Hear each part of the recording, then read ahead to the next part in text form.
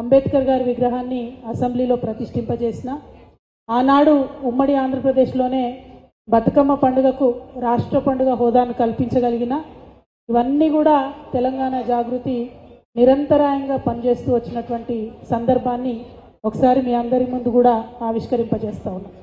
తదనంతరం తెలంగాణ రాష్ట్రం ఏర్పడ్డ తర్వాత మరుగున పడిపోయినటువంటి తెలంగాణ చరిత్రను తప్పకుండా మనం అందరికీ తెలియజేయాలని చెప్పి గత 10 ఏళ్లలో అనేక మంది రీసెర్చ్ ప్రొఫెసర్లను పెట్టుకొని 3000 సంవత్సరాల తెలంగాణ చరిత్రను కూడా ముందు తరాల వారికి అందించాలనేటటువంటి ఉద్దేశంతో 3 వాల్యూమ్స్ని బుక్స్ని తీసుకొని వచ్చిన తెలుగు భాషను ప్రపంచవ్యాప్తంగా విస్తరించాలి, తెలుగును ప్రతి ఒక్కరికి నేర్పించాలని చెప్పి తెలుగు యూనివర్సిటీతో టైఅప్ పెట్టుకొని విశ్వవ్యాప్తంగా ఆ కార్యక్రమాలను చేపడుతున్నా.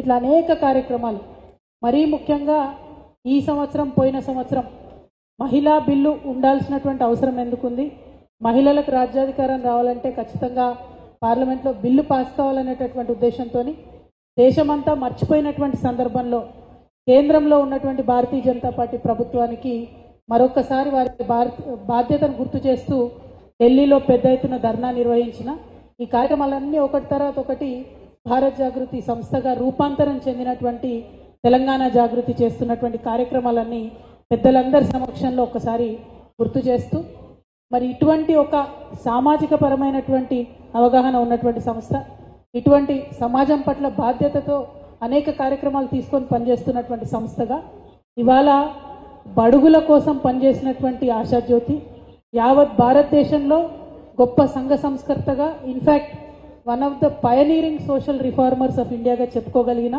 అది జ్యోతిబా పూలే గురించే చెప్పుకునేటటువంటి అవసరం భారతదేశంలో ఉంది. కాబట్టి మరి వారి విగ్రహాన్ని అసెంబ్లీలో ఆవిష్కరింపజేయడం అన్నది చాలా ఇన్స్పైరింగ్గా, బడుగులు ఎవరైతే రాజ్యాధికారం కోరుకుంటారో, రాజ్య పాలనలో తమ వంతు పాత్ర ఉండాలి, నిర్ణయాల్లో తమ వంతు పాత్ర ఉండాలని కోరుకుంటారో వారందరికీ స్ఫూర్తిదాయకంగా ఉండాలంటే ఖచ్చితంగా జ్యోతిబా పూలే విగ్రహం అసెంబ్లీలో ఉండాలని భారత్ జాగృతి సంస్థ తరఫున మేము బలంగా నమ్ముతూ ఉన్నాం. కాబట్టి ఆ అంశాన్ని వాళ్ళ ప్రస్తావనకు స్పీకర్ గారి ముందు పెట్టడం జరిగింది. అసెంబ్లీ ఆవరణ కంప్లీట్గా స్పీకర్ గారి కంట్రోల్లో ఉంటుంది కాబట్టి భారత్ జాగృతి సంస్థ తరఫున స్పీకర్ గారికి మెమరాండం ఇవ్వడం జరిగింది. ఆ తదనంతరం మొత్తం 119 మంది ఎమ్మెల్యేలకు, 40 మంది కౌన్సిల్ సభ్యులకు, 17 మంది పార్లమెంట్ సభ్యులకు, మన తెలంగాణలో ఉన్నటువంటి అందరూ పబ్లిక్ రిప్రజెంటేటివ్స్ కూడా ఉత్తరాలను కూడా అందించి వారి యొక్క సహకారాన్ని కూడా ఈ విగ్రహ ఏర్పాట్లో ఇవ్వమని చెప్పి వారిని కూడా కోరడం జరిగింది. నెక్స్ట్ ప్రజా సంఘాలందరినీ కూడా కలిసి మరి వారందరి మద్దతును కూడా కూడగట్టడానికి ప్రయత్నం చేయడం జరుగుతూ ఉంది. ఇప్పుడు ఈ రౌండ్ టేబుల్ సమావేశం ద్వారా మొత్తం ఉన్న అన్ని రాజకీయ పక్షాలకు, తెలంగాణ రాష్ట్రంలో ఉన్నటువంటి 16 రాజకీయ పార్టీలకు ఇంక్లూడింగ్ బీఆర్ఎస్ అందరికీ కూడా ఇన్విటేషన్ ఇవ్వడం జరిగింది. మరి ఎవరెవరు ఎంతమంది రిప్రజెంటేటివ్స్ పంపించారో సమావేశం ఎండింగ్లో ప్రకటించి తప్పకుండా ప్రజలందరికీ కూడా వారి వారి అభిప్రాయాలను వెల్లడి చేయడం జరుగుతుంది. కొంతమంది ప్రశ్న వేస్తూ ఉన్నారు, విగ్రహం పెట్టడంతోనే బీసీలకు అధికారం వస్తుందా? రాదు. భారత్ జాగృతి సంస్థ తరఫున అనేక ఉద్యమాలు బీసీల కోసం కూడా చేయడం జరిగింది. అందులో ప్రధానంగా ఏదైతే మహిళా బిల్లు పెట్టామన్నామో ఆ మహిళా బిల్లులో బీసీ కోట ఉండాల్సిందే అని ఘంటాపదంగా ఢిల్లీ వేదికగా ప్రతి ఒక్క చోట కూడా మనం బలంగా వినిపించడం జరిగింది. ఇవాళ ప్రారంభమయ్యేది ఒక ప్రతీకగా పూలే గారి విగ్రహం అసెంబ్లీలో ఉండాలని కోరుతా ఉన్నాం. దాని తదనంతరం ఏదైతే ఇప్పుడున్నటువంటి ప్రభుత్వం కావచ్చు, ఇదివరకు ఉన్నటువంటి ప్రభుత్వాలు కావచ్చు, కేంద్ర ప్రభుత్వం కావచ్చు, బీసీల కోసం ఇచ్చినటువంటి వాగ్దానాలన్నీ అమలు చేసే వరకు కూడా ఖచ్చితంగా సామాజిక ఉద్యమాలు నిర్మాణం చేస్తాం. భారత్ జాగృతి సంస్థ తరఫున పోరాడతామని ఈ సందర్భంగా తెలియజేస్తా ఉన్నాం. జనరల్గా ఆర్థికంగా బడుగులు బాగుపడ్డప్పుడే, సామాజికంగా వారు గౌరవింపబడ్డప్పుడే, రాజకీయంగా వారు ఎదిగి వచ్చినప్పుడే ఒక సమన్యాయం జరుగుతుంది, సంపూర్ణ న్యాయం జరుగుతుంది అనేటటువంటి విశ్వాసాన్ని ప్రకటిస్తూ, మరి తెలంగాణ రాకముందు ఒకలాగా ఉండే మన పరిస్థితి, తెలంగాణ వచ్చిన తర్వాత కొంత బీసీల కోసం పనిచేసుకోవడం జరిగింది. ఉదాహరణకు ఆత్మగౌరవ ప్రతీకలుగా మాత్రమే నేను మెన్షన్ చేస్తూ ఉన్నాను. మహాత్మా జ్యోతిబా పూలే గారి జయంతిని, వర్ధంతిని అఫీషియల్గా నిర్వహించడం అన్నది తెలంగాణ రాష్ట్రం వచ్చి మనం చేయడం ప్రారంభించినాం. మహాత్మా బసవేశ్వర గారిని కూడా జయంతి చేస్తూ ఉన్నాం. సర్దార్ సర్వాయి పాపన్న గారి జయంతి కూడా తెలంగాణ రాష్ట్రం అమల్లోకి వచ్చిన తర్వాతనే మనం చేసుకోవడం ప్రారంభించినాం. చాకలి ఐలమ్మ గారు, చిట్యాల ఐలమ్మగా మనం అంటాం, చాకలి ఐలమ్మ గారి జయంతిని కూడా అధికారికంగా తెలంగాణ రాష్ట్రం ఏర్పడిన తర్వాతనే మనం సాధించుకోగలిగినాం. దొడ్డి కొమరయ్య గారి జయంతి, అట్లానే ప్రొఫెసర్ కొత్తపల్లి జయశంకర్ సార్ గారి జయంతి, కొత్తపల్లి జయశంకర్ సార్ పేరు మీద ఒక జిల్లా, ఒక యూనివర్సిటీ, అట్లానే కొండా లక్ష్మణ్ బాపూజీ గారి జయంతిని అఫీషియల్గా చేయడం, మహర్షి వాల్మీకి గారి జయంతిని అఫీషియల్గా చేయడం, మహర్షి భగీరథ గారి జయంతిని అఫీషియల్గా చేయడం, ఇట్లా అనేక కార్యక్రమాలు మనం చేసుకుంటూ వచ్చినాం తెలంగాణ రాష్ట్రం ఏర్పడ్డాక. పైగా ఈ దేశంలో ఉండేటటువంటి బడుగుల ఆశాజ్యోతులుగా పనిచేసినటువంటి రిఫార్మర్స్, ఆ తేజోమూర్తులందరి పేరు మీద కూడా పుస్తకాలు ప్రచురించినాం. అందరినీ కూడా చిత్రపటాలు పెట్టి రవీంద్ర భారతిలో మనం గౌరవించుకోవడం కూడా చేసినాం. అనేకమైనటువంటి కార్యక్రమాలు చేసినాం.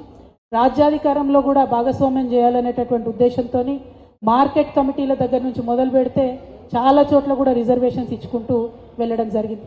ఇట్లా ఒక్కొక్కటి రాష్ట్రం ఏర్పడ్డ తర్వాత కొంత ముందుకు పోయినాం, కొంత ప్రగతి సాధించుకున్నాం. ఆర్థిక పరంగా కూడా ఇదివరకు ఎన్నడూ ఇవ్వననే నిధులు కూడా మరికొన్ని డెవలప్మెంట్ ఆస్పెక్ట్లో ఇచ్చుకుంటూ వచ్చినాం. మొత్తం 10 ఏళ్లకి నుంచి లెక్క పెడితే దాదాపు 50,000 కోట్ల నిధులు కూడా డైరెక్ట్గా మనము ఇచ్చినటువంటి సందర్భాన్ని మీ అందరు కూడా గమనంలోకి తీసుకోవాలని కోరుతా ఉన్నాం. అంటే ఒక అడుగు ముందుకు పడ్డది, ఒక తొవ్వ తీసుకున్నాం. మరి అది కొనసాగించే విధంగా ఏ ప్రభుత్వం ఉన్నా, ఎట్లాంటి ప్రభుత్వం వచ్చినా ఒత్తిడి చేస్తూ ముందుకు తీసుకెళ్లాలనేటటువంటి ఒక బాధ్యత ఉంది. కాబట్టి దానికోసం ప్రయత్నం చేస్తూ ఉన్నాం.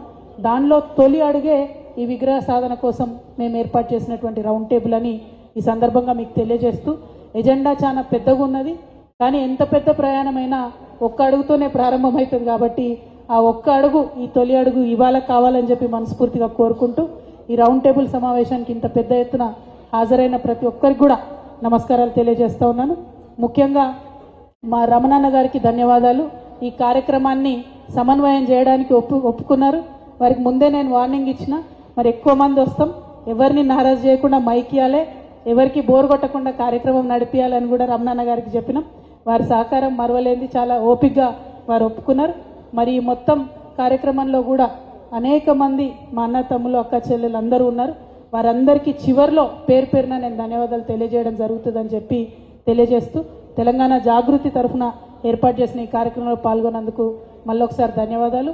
ఇది మొదటి అడుగు మాత్రమే, కార్యాచరణ ఇంకా పెద్ద ఎత్తున ఉంది. మీరు ఇచ్చేటటువంటి సలహాలు సూచనలతోని ఏప్రిల్ 11 జ్యోతిబా పూలే గారి జయంతి ఉంది.